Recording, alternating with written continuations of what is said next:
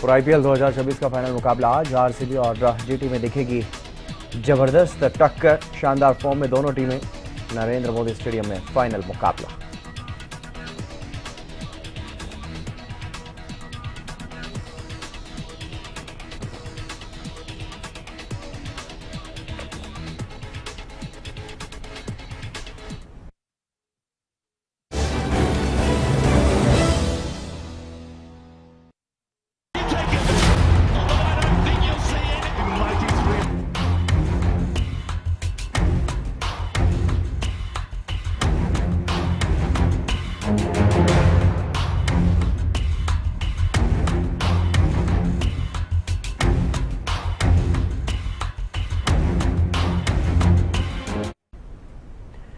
नमस्कार, हरियाणा न्यूज़ देख रहे हैं यहाँ पर मैं हूँ आपके साथ हितेंद्र। हमारे खास कार्यक्रम में आज बात करेंगे आईपीएल 2026 के फाइनल मुकाबले की। आज फाइनल मैच है। आरसीबी यानी रॉयल चैलेंजर्स बेंगलुरु, जो पिछली बार खिताब जीतने में सफल रही थी, एक वो टीम है, और एक दूसरी टीम गुजरात टाइटंस की टीम है, जो कुछ समय पहले ही बनी, कुछ साल पहले ही बनी, और जिस तरह से फाइनल में तीसरी बार पहुंची है, चार सीजन में तीसरी बार फाइनल में पहुंची है गुजरात की टीम। और इस बार उम्मीदें कम ही थी गुजरात से, लेकिन फिर भी जिस तरह से शानदार प्रदर्शन दिखाया गुजरात की टीम ने और फाइनल में पहुंची है। मुकाबला भी अहमदाबाद के नरेंद्र मोदी स्टेडियम में ही है, गुजरात में ही है, होम ग्राउंड है गुजरात के लिए। शाम रात को 7:30 बजे मुकाबला शुरू होगा। दोनों ही टीमें ज़बरदस्त फॉर्म में देखने को मिल रही हैं। जहां आरसीबी की टीम क्वालिफायर 1 में गुजरात टाइटंस को हरा करके फाइनल में पहुंची है, तो वहीं क्वालिफायर 2 में गुजरात टाइटंस की टीम ने राजस्थान रॉयल्स को हरा करके फाइनल का टिकट अपना पक्का किया था। अब फाइनल मैच है, फाइनल मुकाबला है। आज किंग वर्सेस प्रिंस की टक्कर है। कौन जीतेगा ये खिताबी भिड़ंत, ये अपने आप में बड़ा सवाल है। इसका इंतजार सिर्फ भारत को ही नहीं बल्कि पूरी दुनिया को है, क्योंकि आईपीएल का क्रेज जितना भारत में है उतना ही दूसरे देशों में भी है, जहां क्रिकेट के फैंस बड़ी संख्या में है। जहां भी हैं पूरी दुनिया में क्रिकेट के फैंस, उनके लिए आईपीएल एक बड़ा रोमांचक ये लीग है क्रिकेट की, और इसीलिए आज का ये फाइनल बेहद दिलचस्प रहने वाला है, बेहद खास रहने वाला है। दोनों ही टीमें एक एक बार इस खिताबी भिड़ंत को जीत करके खिताब को अपने नाम कर चुकी हैं। दूसरी बार कौन खिताब को लेकर के जाएगा इन टीमों में से, ये देखने वाली बात रहने वाली है, दिलचस्प बात रहने वाली है। और क्वालिफायर 1 में जिस तरह से गुजरात की टीम को ही हरा करके आरसीबी की टीम पहुंची थी फाइनल में, अब गुजरात के सामने मौका है। गुजरात में ही होम ग्राउंड में अहमदाबाद में ये मुकाबला खेला जा रहा है, तो वहाँ पर गुजरात के सामने ये एक चुनौती है कि वो अपना बदला लेते हैं क्वालिफायर 1 का, या क्या कुछ यहाँ पर देखने को मिलेगा। ये तो शाम के 7:30 बजे जब मुकाबला शुरू होगा, दोनों टीमें मैदान में उतरेंगी, दो दो हाथ करेंगी दोनों टीमों के खिलाड़ी, तो तभी देखने को मिलेगा। और बड़े ही दिलचस्प आंकड़े हैं इन दोनों टीमों के।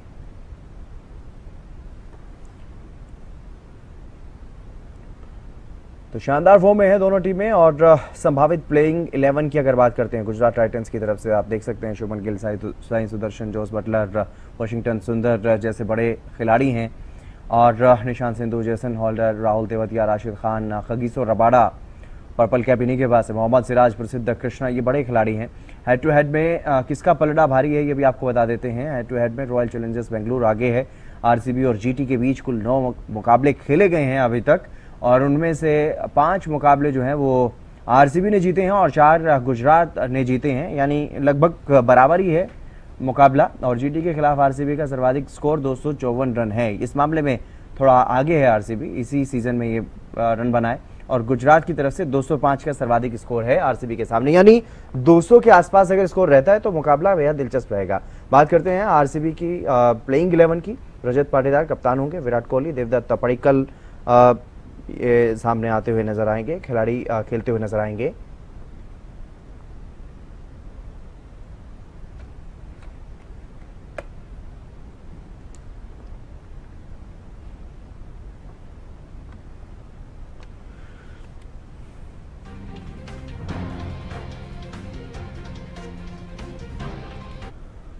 और मेरे सहयोगी कमल मेरे साथ जुड़ गए हैं, क्योंकि आईपीएल का जो सीज़न रहा है इस बार वो बेहद दिलचस्प रहा है। जिस तरह से गुजरात की टीम फाइनल में पहुंची, आरसीबी की टीम एक बार फिर से लगातार फाइनल में पहुंची है, तो दोनों ही टीमें मजबूत दावेदार हैं। कमल से जानने की कोशिश करते हैं कि किसका पलड़ा भारी नज़र आ रहा है। कमल, क्या लगता है आज का फाइनल मुकाबला बेहद दिलचस्प मुकाबला आईपीएल का, और इसमें किसका पलड़ा फिलहाल भारी नज़र आ रहा है दोनों ही टीमों में? आई थिंक देखिए दिलचस्प मुकाबला तो हो गया क्योंकि दोनों टीमें फाइनल में पहुंची हैं, तो हल्का में किसी को भी लेना ठीक नहीं होगा क्योंकि हाँ, ऑन पेपर अगर आप देखोगे तो आरसीबी का अपर हैंड जरूर दिखता है। गुजरात की टीम को किसी ने सोचा नहीं था कि फाइनल तक का सफ़र तय करेगी, क्योंकि जब फर्स्ट हाफ सीज़न का था तो कई मैचों में उसको हार का सामना करना पड़ा था। सिचुएशन ये थी कि नंबर 7 तक भी वो पॉइंट्स टेबल में थी, लेकिन जिस तरीके से कमबैक किया है शुभमन गिल की कप्तानी के अंदर टीम ने, वो चौथा सीज़न है उसका, चौथे सीज़न में से तीसरा सीज़न वो फाइनल खेल रही है। यानी कि आप देख सकते हैं कंसिस्टेंसी कितनी है पूरी टीम के अंदर। बिल्कुल आरसीबी की टीम पहले ही दिन से स्ट्रॉन्ग थी। जब ऑक्शन में उतरी थी तो हमने देखा था किस तरीके से उन्होंने अपनी जो कमज़ोर कड़ी पिछले सीज़न में थी चैंपियन बनने के बाद भी उसको सुधारा था। थोड़ी सी दिक्कत है आरसीबी के साथ ये है कि उनका जो ओपनिंग की स्टैंड है वो क्लियर नहीं हो पा रही है, क्योंकि फिल शॉट जिस तरीके से बीच सीज़न में चोटिल हुए थे उसके बाद से वो वापसी नहीं कर पाए। हाँ, टीम के साथ वो जुड़े जरूर हुए हैं, लेकिन पिछले मैच में भी उनको मौका नहीं मिला, चोट ज़्यादा लगी है। हो सकता है इस बार वो खेले, अगर वो खेलेंगे तो कहीं ना कहीं गुजरात के लिए एक बड़ा झटका यहाँ पर हो सकता है और अपने दम पर वो मैदान में मैच पलट सकते हैं। अब क्या लग रहा है कौन कौन से वो बड़े खिलाड़ी दोनों ही टीमों के रहने वाले हैं जिन पर विशेष रूप से नज़र दर्शकों की रहने वाली है, क्रिकेट के फैंस की रहने वाली है? देखिए आरसीबी की अगर बात करें तो लाजमी सी बात है, विराट कोहली से बड़ा चेहरा उस टीम में इस वक्त कोई है नहीं। और शुरुआत करेंगे तो फिल शॉट है, अगर वो खेलते हैं तो वेंकटेश अय्यर को शायद बाहर होना पड़े, क्योंकि विराट कोहली और वेंकटेश अय्यर की जोड़ी ने पिछले मुकाबले में शुरुआत दी थी टीम को। उसके अलावा रजत पाटीदार जो टीम के कप्तान है वो भी, देवदत्त पडिक्कल वो बेहतरीन फॉर्म में है, जितेश शर्मा बेहतरीन फॉर्म में, और नीचे लोअर ऑर्डर में अगर आप देखोगे तो टिम डेविड। सबसे चौंकाने वाला जो नाम है वो भुवनेश्वर कुमार का है। जिस तरीके की बोली इनके ऊपर आरसीबी ने लगाई थी, तकरीबन 10 करोड़ रुपए में उनको खरीदा था और उसका इनाम है कि पर्पल कैप आज उनके सर पर है। तो भुवनेश्वर कुमार बहुत डेंजरस गेंदबाज इस सीज़न में बनकर सामने आए हैं। पहले ही ओवर से वो सामने वाली टीम की विकेट उखाड़ने शुरू कर देते हैं। हमने देखा था हैदराबाद को जिस तरीके से घुटनों पर टेका, गुजरात को जिस तरीके से घुटनों पर टेका, तो वो जो दबाव बनाते हैं उसके बाद जोश हेजलवुड वो जाने माने गेंदबाज है, वो एकदम से किसी को भी उठने नहीं देते। दूसरी तरफ अगर आप गुजरात की बात करेंगे तो टीम में दम तो है, ऑन पेपर ना हो लेकिन मैदान में दम ज़रूर दिखता है। शुभमन गिल और साई सुदर्शन की इस जोड़ी ने 1400 के करीब इस टूर्नामेंट में रन बनाए, जो अब तक दूसरे नंबर की जोड़ी साबित हुई है। जरूर राजस्थान की टीम की जो ओपनिंग प्लेयर थी वो धुआंधार थी, लेकिन अब दूसरे नंबर पर ये जोड़ी सामने आई है। इसके अलावा जोस बटलर इस टीम में है, नीचे राहुल तेवतिया है और वॉशिंगटन सुंदर है जो एक ऑलराउंडर के तौर पर खेलते हैं। राशिद खान नीचे आकर गेंदबाजी और बल्लेबाजी दोनों में योगदान देते हैं। तो टीम दोनों की बराबर अच्छी है और मुकाबला कांटे का ज़रूर होगा यहाँ पर। हाँ बिल्कुल, अगर सबसे ज़्यादा रन बनाने वाले खिलाड़ियों की बात की जाए इस आईपीएल के सीज़न में तो शुरुआत में हालांकि सबसे ऊपर वैभव सूर्यवंशी हैं, लेकिन वो उनकी टीम फाइनल से बाहर है। शुभमन गिल और साई सुदर्शन गुजरात के खिलाड़ी हैं, दोनों टॉप खिलाड़ियों में आते हुए नज़र आ रहे हैं। तो क्या इन दोनों खिलाड़ियों की बदौलत ये समझा जाए कि गुजरात की टीम का आज कहीं ना कहीं पलड़ा इन खिलाड़ियों की बदौलत भारी रहता हुआ नजर आएगा, कम से कम बैटिंग ऑर्डर में? हाँ बिल्कुल, देखिए गुजरात की टीम पूरी तरीके से निर्भर है शुभमन गिल और साई सुदर्शन पर। जिस तरीके की दोनों की जोड़ी है, अगर एक भी फ्लॉप होता है तो टीम दबाव में आ जाती है, क्योंकि नीचे नाम तो बड़े हैं लेकिन दर्शन छोटे हैं। जोस बटलर का सीज़न उतना अच्छा रहा नहीं है जिस तरीके से वो राजस्थान के लिए खेलते नजर आए थे, और शायद उसी को देखते हुए एक बड़ी बोली लगाई थी, लेकिन उम्मीद से परे उनका प्रदर्शन रहा है। Rahul Tewatia in out form में रहे हैं, क्योंकि जिस तरीके से उन्होंने एक बार 5 छक्के लगातार लगाए थे उसके बाद से उन्हें भी ज़्यादा मौके मिले लेकिन वो भुना नहीं पाए। राशिद खान है, वॉशिंगटन सुंदर है, ज़रूर वो योगदान देते हैं, लेकिन पूरी तरीके से निर्भर तो साई सुदर्शन और शुभमन गिल पर ही है, क्योंकि पिछले मैच में हमने देखा जिस तरीके से बड़ा स्कोर उन्होंने चेज़ किया था। शुभमन गिल ने शतक लगाया था, वो एक कप्तान के तौर पर बहुत आत्मविश्वास उनका बड़ा होगा फाइनल से पहले कि एक कप्तान अगर इतनी अच्छी फॉर्म में आ जाते हैं। और साई सुदर्शन के लिए एक चीज़ है कि जिस तरीके से वो आउट हो रहे हैं लगातार 2 मैचों में सेम तरीके से हिट विकेट हुए हैं, तो ये उनको थोड़ा सा देखना पड़ेगा कि बल्ला उनके हाथ से छूटता है और जाके विकेट पर लग जाता है। तो इस तरीके से वो अपना विकेट अगर तोहफे में देंगे तो सामने वाली टीम चढ़ बैठेगी। बिल्कुल। और अगर दूसरे खेमे की बात करते हैं तो बल्लेबाजी के ऑर्डर की अगर बात करें, विराट कोहली और रजत पाटीदार ही सुपर जो ऑरेंज कैप के लिए दिखाई दे रहे हैं उसमें रन बनाने के मामले में। तो ये 2 खिलाड़ी नज़र आ रहे हैं शुरुआत के 10-15 खिलाड़ियों में, बाकी खिलाड़ी उस मामले में कहीं नज़र नहीं आ रहे हैं। तो किस तरह से देखा जाए बैटिंग ऑर्डर आरसीबी का? हाँ, मुझे लगता है कि टीम में कोई चेंजेस होगा, क्योंकि विनिंग कॉम्बिनेशन कोई भी टीम छेड़ती नहीं है, चाहे आप गुजरात की बात करें चाहे आरसीबी की बात करें। आरसीबी का एक फोर्स चेंज जरूर हो सकता है, अगर फिल शॉट फिट होंगे तो उन्हें बाहर रखना बहुत मुश्किल है, क्योंकि वेंकटेश अय्यर अच्छे बल्लेबाज है, left and right hand combination हो जाता है, लेकिन फिल शॉट के बराबरी वेंकटेश अय्यर नहीं कर सकते हैं यहाँ पे। हाँ, एक ऑलराउंडर ज़रूर है वो, लेकिन मुझे लगता नहीं कि कोई चेंजेस होगा, क्योंकि जिस तरीके का प्रदर्शन दोनों ही टीमों का रहा है, सिर्फ ये दोनों टीमें नहीं, कोई भी टीम होगी वो विनिंग कॉम्बिनेशन के साथ चेंजेस नहीं करेगी जब तक फोर्सफुली यहाँ पर ना हो। और रही बात गुजरात की, तो एक बेनिफिट उनके साथ ज़रूर है कि वो अपने होम ग्राउंड में खेल रहे हैं, उनका होम ग्राउंड है, बेहतर जानते हैं कंडीशंस को, टॉस जीतते हैं तो क्या करना है क्या नहीं करना है। तो मुझे लगता है कि आरसीबी का अपर हैंड ऑन पेपर है, लेकिन गुजरात को हल्के में लेना भारी पड़ सकता है। बिल्कुल, गुजरात के लिए क्योंकि होम ग्राउंड है और क्वालिफायर 1 के मुकाबले में जिस तरह से आरसीबी ने ही उन्हें हराया था, हाईएस्ट स्कोर गुजरात के खिलाफ बनाया था आरसीबी ने, तो क्या उससे मनोबल आरसीबी का ज़्यादा हावी दिखाई देगा या होम ग्राउंड होने की वजह से गुजरात का पलड़ा यहाँ पर भारी दिखाई दे रहा है मनोविज्ञान की दृष्टि से अगर देखा जाए तो? देखिए, दोनों का कॉन्फिडेंस हाई है, क्योंकि 200 प्लस का चेज़ गुजरात भी करके आ रही है। आप ये ना भूलें कि 200 से कम उन्होंने चेज़ किया था, 200 प्लस चेज़ करके वो फाइनल में पहुंच रहे हैं। ज़रूर आरसीबी ने उनको क्वालिफायर 1 में हरा दिया था, लेकिन एक नया दिन, नया मैच, नया ग्राउंड है, तो दिन जिसका बेहतर होगा मुझे लगता है कि उसके नामबाजी होगी। आरसीबी में बहुत बड़े बड़े बल्लेबाज हैं, लेकिन गुजरात की टीम हल्के में नहीं ले सकते। अब मैंने बार बार बोला कि अगर साई सुदर्शन, जोस बटलर या शुभमन गिल, तीनों में से दो भी अगर 15-16 ओवर तक बल्लेबाजी कर गए तो आरसीबी की धज्जियां उड़ सकती हैं यहाँ पे। कितना हाईएस्ट स्कोर यहाँ पर देखने को मिल सकता है, क्योंकि हाईएस्ट स्कोरिंग मैदान पे ये मुकाबला हो रहा है और दोनों ही टीमें जिस तरह से शानदार फॉर्म्स में दिखाई दे रही हैं। 250 प्लस का स्कोर पिछले दिनों आरसीबी बना चुकी है गुजरात के खिलाफ। कमल, बड़ा दिलचस्प मुकाबला रहा था और गुजरात के लिए भी एक बड़ी चुनौती है कि आरसीबी से बदला भी लेना और खिताबी भिड़ंत को जीतना भी है, क्योंकि होम ग्राउंड पर मुकाबला है तो काफ़ी चैलेंजेस दोनों टीमों के सामने और खोने को भी बहुत कुछ है, पाने को भी ट्रॉफी सामने है ही। तो किस तरह से दिखाई दे रहा है? देखिए, पाने के लिए दोनों टीमों के पास है, क्योंकि दोनों ही टीमें जो भी मैच जीतेगी दूसरी बार चैंपियन बनेगी। इससे पहले हार्दिक पांड्या की कप्तानी में जब पहला सीज़न था गुजरात का, तो वो चैंपियन बनी थी और धुआंधार तरीके से उन्होंने क्रिकेट खेला था। उसके बाद एक बार सीज़न में फिर से उन्होंने क्वालिफाई किया फाइनल के लिए, वहाँ पर उन्हें हार मिली और अब तीसरी बार फाइनल खेल रही हैं। तो वही आरसीबी की तरफ से भी है कि 17-18 सालों में जाके उन्होंने एक ट्रॉफ़ी जीती थी, लेकिन अब दूसरी बार उनके पास ये मौका होगा कि वो ट्रॉफी अपने नाम करें। बिल्कुल कमल, हमने बात की बैटिंग स्क्वाड की भी, हमने बात की जो मुख्य चर्चित चेहरे हैं उनकी भी हमने बात की, लेकिन बॉलिंग स्क्वाड की अगर बात की जाए दोनों ही गेमों में कौन कौन से वो बॉलर्स हैं जो बहुत ज़्यादा अपना असर यहाँ पर दिखाते हुए नजर आएंगे, क्रिकेट फैंस को रोमांचित करते हुए नजर आ सकते हैं?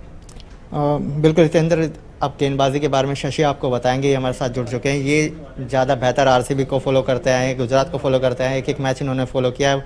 ये आपको ज़्यादा बेहतर बता पाएंगे कि दोनों ही टीमों का कॉम्बिनेशन और गेंदबाजी किसकी ज़्यादा मजबूत यहाँ पे नज़र आ रही है। जी बिल्कुल हितेंद्र, मैं जैसा कि आपने सवाल किया है कि गेंदबाजी किसकी मजबूत दिख रही है, तो यहाँ पर आप देखिए कि आप आरसीबी की अगर मैं बात करूं तो आरसीबी के पास जॉश हेजलवुड एक प्राइम बॉलर है। जॉश हेजलवुड वो खिलाड़ी है जो अपने दम पर मैच बदलने का मादा रखते हैं। वो एक दिन अगर जिस मैच खेल रहे हो बड़े मैच में, अगर वो उनका खेल चल गया, उनकी गेंदबाजी चल गई, तो अपने 4 ओवर के स्पेल में सामने की टीम को नेस्तानाबूद करने की क्षमता रखते हैं। तो जेस हेजलवुड हैं, इसके अलावा जेकब डफी के बारे में आपको बता दूं कि इस वक्त आईसीसी की T20 रैंकिंग में जेकब डफी नंबर 1 बॉलर है। तो 2 ऐसे गेंदबाज आरसीबी के पास हैं जो अपने दम पर मैच बदलने का मादा रखते हैं। अब मैं स्पिन विभाग की बात करूं तो सुयश शर्मा, कृणाल पांड्या आपको याद होगा कि पिछले फाइनल में जब आरसीबी की टीम 2025 का फाइनल जीती थी, उस मैच में पंजाब की टीम अच्छा कर रही थी। ऐसे वक्त पर कृणाल पांड्या ने आकर जब 2 ओवर 3 ओवर की गेंदबाजी की थी, अपने दम पर उन्होंने मैच बदल दिया था। तो कृणाल पांड्या की स्पिन, सुयश शर्मा की स्पिन, जॉस हेजलवुड और जेकब डफी की फास्ट बॉलिंग, ये मजबूत पक्ष हैं आरसीबी के। लेकिन अगर मैं गुजरात टाइटंस के जो गेंदबाजी की बात करूं तो गुजरात टाइटंस के पास भी हैं कगिसो रबाडा जैसा खिलाड़ी, उनके पास है मोहम्मद सिराज को आप कैसे बाहर रख सकते हैं? ये वही मोहम्मद सिराज है जिन्होंने अपना सबसे अच्छा वक्त आरसीबी के वक्त साथ गुजारा है, उन्होंने आरसीबी के साथ काफ़ी वक्त गुजारा है। वही मोहम्मद सिराज इस वक्त गुजरात टाइटंस के पास हैं, वो भी अगर अपने लय में दिखे तो वो भी बल्लेबाजों के लिए खतरनाक साबित हो सकते हैं। स्पिन गेंदबाजी की अगर मैं बात करूं तो राशिद खान, जिनको करामाती खान भी कहते हैं, हालांकि राशिद खान का जो है इस वक्त वो फॉर्म उतना अच्छा नहीं रहा है, लेकिन राशिद खान किसी भी दिन किसी भी मैच में वो, और बड़े मैच के खिलाड़ी हैं, जैसा कि मैं आपको बता दूं कि बड़े मैच में जब ऐसे फाइनल या सेमीफाइनल मैचेस होते हैं तो मोमेंटम का गेम होता है, मोमेंटम जिसके पास होता है वो अच्छा कर जाता है। तो राशिद खान ऐसे खिलाड़ी हैं। तो दोनों टीमों के पास गेंदबाजी हैं, लेकिन ऑन पेपर जैसा कि कमल बता रहे थे कि बल्लेबाजी में ऑन पेपर आरसीबी मजबूत है, गेंदबाजी में भी ऑन पेपर आरसीबी मजबूत है। लेकिन जैसा कि मैंने बताया, बड़ा मैच, बड़े मैच का बड़ा खिलाड़ी कौन होगा ये तो आपको आने वाला वक्त ही बताएगा। बिल्कुल, आज शाम को जब मुकाबला शुरू होगा, रात 7:30 बजे का समय है, तो देशवासियों को इंतजार है, क्रिकेट फैंस को बेसब्री से इंतजार है इस महामुकाबले का। लेकिन जिस तरह से आपने बात की, कुछ स्पिनर्स की बात की, बॉलर्स की बात की, बैटर्स की बात की है, लेकिन ऑलराउंडर्स बड़ा इंपॉर्टेंट रोल प्ले कर रहे हैं आजकल T20 में।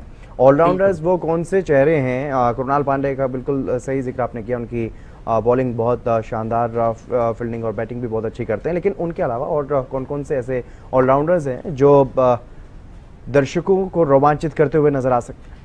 बिल्कुल, T20 में ऑलराउंडर काफ़ी अहम भूमिका निभाते हैं। आप जैसा कि जब आप टीम बनाते हैं, जब ऑक्शन में भी आप जाते हैं, तो आप चाहते हैं कि ऐसे खिलाड़ी आपके पास आए जो ना सिर्फ बल्लेबाजी बल्कि गेंदबाजी में भी एक आध ओवर ऐसे निकाल कर दे जिससे मैच बदला जा सके। और ऐसे खिलाड़ी दोनों टीमों के पास हैं। जैसा कि मैंने आपको बताया कि कृणाल पांड्या ना सिर्फ गेंदबाजी बल्कि बल्लेबाजी में भी उन्होंने बड़े क्रूशियल टाइम पर टीम के लिए रन बनाए हैं। आप देखिए ना, पिछले मैच में जब मुंबई के खिलाफ आरसीबी की टीम फंस गई थी, उस वक्त पर ऐसा लग रहा था कि मुंबई की टीम के खिलाफ आरसीबी हार जाएगी, लेकिन उसी वक्त पर कृणाल पांड्या ने एक ऐसी इनिंग्स खेल कर दी कि उस इनिंग्स के बदौलत मुंबई को आरसीबी हराने में सफल रही थी। तो ऐसे खिलाड़ी कृणाल पांड्या हो गए, रोमारियो शेफर्ड को आप कैसे भूल सकते हैं? रोमारियो शेफर्ड वो खिलाड़ी हैं जो पिछले सीजन में उन्होंने चेन्नई के खिलाफ रुला दिया था चेन्नई के गेंदबाजों को। तो रोमारियो शेफर्ड, कृणाल पांड्या, ऐसे खिलाड़ी ऑलराउंडर आरसीबी के पास हैं। अगर ऑलराउंडर गुजरात टाइटंस की बात करूं तो राहुल तेवतिया, जैसा कि नाम कमल भी आपको बता रहे थे कि राहुल तेवतिया के पास काफी अच्छा एक्सपीरियंस है।